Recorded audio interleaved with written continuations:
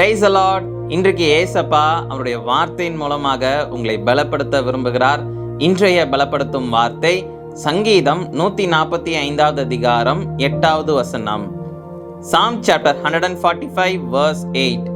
கர்த்தர் இரக்கமும் மன உருக்கமும் நீடிய சாந்தமும் மிகுந்த கிருபையும் உள்ளவர்.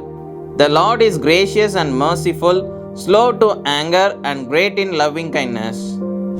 இன்றைக்கு உங்களுடைய வாழ்க்கையில ஏசப்பாவை விட்டு நீங்க ரொம்ப தூரம் நீங்க விலகி போயிருக்கிறீங்களா?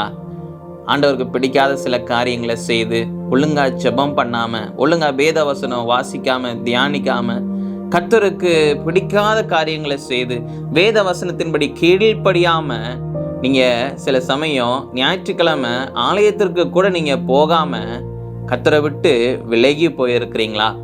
சிலருடைய வாழ்க்கையிலலாம் நீங்க பார்த்தீங்கன்னா, ஏதாவது ஒரு பிரச்சனை வந்துருச்சு, ஏதோ ஒரு டிப்ரெஷன்ல இருக்கிறாங்க அப்படின்னா உடனே அவங்க சர்ச்சுக்கெலாம் அவங்க போக மாட்டாங்க. அவங்களுடைய டிப்ரெஷன்னால அவங்க நான் சர்ச்சில் போய் நான் என்ன செய்ய போகிறேன் அப்படின்னு சொல்லி சர்ச்சுக்கு போகாமல் வீட்டிலே இருந்து அவங்க கவலையோடு இருப்பாங்க. ஆண்டவரை விட்டு நான் ரொம்ப தூரம் நான் போயிட்டேன்னு சொல்லி நீங்கள் இன்னைக்கு இருக்கிறீங்களா? வேத வசனத்தின் மூலமாக நீங்கள் அறிந்து கொள்ளுங்க. கர்த்தர் இரக்கம் உள்ளவர், மன உருக்கம் உள்ளவர், நீடிய சாந்தம் உள்ளவர், கிருபை உள்ளவர். அவர் நிச்சயம் உங்களை ஏற்றுக்கொள்வார். நீங்க ஏசப்பா என்னோட பேசுங்க அப்படின்னு சொல்லி நீங்க கேட்டு பாருங்க. ஏசப்பா உங்களோட பேசுவார். ஏசப்பா நான் உங்களை விட்டு ரொம்ப தூரம் நான் போயிட்டேன், என்னை மன்னிங்கன்னு சொல்லி நீங்க கேட்டு பாருங்க. அவர் மனதுருகி உங்களை மன்னிப்பார். அவர் உங்களை ஏற்றுக்கொள்வார். ஏசப்பா எனக்கு கிருபை தாங்கப்பான்னு கேளுங்க, கிருபை கொடுப்பார். அவர் நீடிய சாந்தம் உள்ளவர். அவர் உங்களுடைய வாழ்க்கையில அவர் உங்களுக்கு உதவி செய்ய விரும்புகிறார். இந்த நாள்ல மனம் திரும்பி ஏசப்பா பக்கமாக போங்க. ஏசப்பா கிட்ட கேளுங்க, ஆண்டவரே எனக்கு உதவி செய்யுங்க.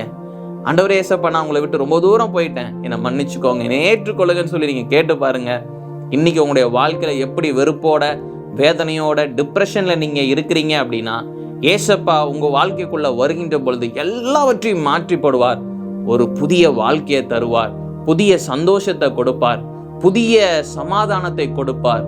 உங்களுடைய வாழ்க்கையில எதெல்லாம் நீங்க தொலைச்சிட்டீங்கன்னு சொல்லி நீங்க கவலைப்படுறீங்களோ எல்லாவற்றையும் திரும்ப தந்து உங்களை ஆசீர்வதிப்பார். நீங்க செய்ய வேண்டியது தகப்பன் இடத்திற்கு நீங்க திரும்புங்க. இந்த நாள்ல நீங்க உங்களை விட்டு கொடுங்க. நாம் எல்லாரும் செபிக்கலாம். எங்களை நேசிக்கிற நல்ல தகப்பனே, ஏசப்பா நீங்க மிகவும் அன்பானவர் அப்பா. ஆண்டவரே இரக்கமுள்ள தேவன்.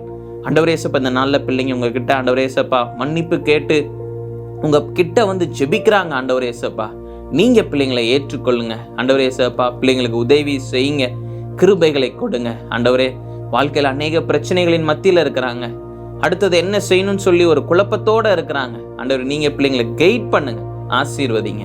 இயேசுவின் மூலம் செபிக்கிறேன் பிதாவே, ஆமென். ஏசப்பா உங்களோட கூட இருக்கிறார். அவர் நிச்சயம் உங்களுக்கு உதவி செய்வார். அவர் உங்களை ஏற்றுக்கொள்வார். சந்தோஷமாக இருங்க. இயேசு உங்களுக்கு ஒரு புதிய வாழ்க்கை வைத்திருக்கிறார். அவர் உங்களோட கூட இருந்து பெரிய காரியங்களை செய்ய போகிறார். காத்திருங்க. நிச்சயம் ஏசப்பா உங்களுடைய வாழ்க்கையில பெரிய காரியங்களை செய்வார். கர்த்தர் உங்களை ஆசீர்வதிப்பாராக. ஆமென்.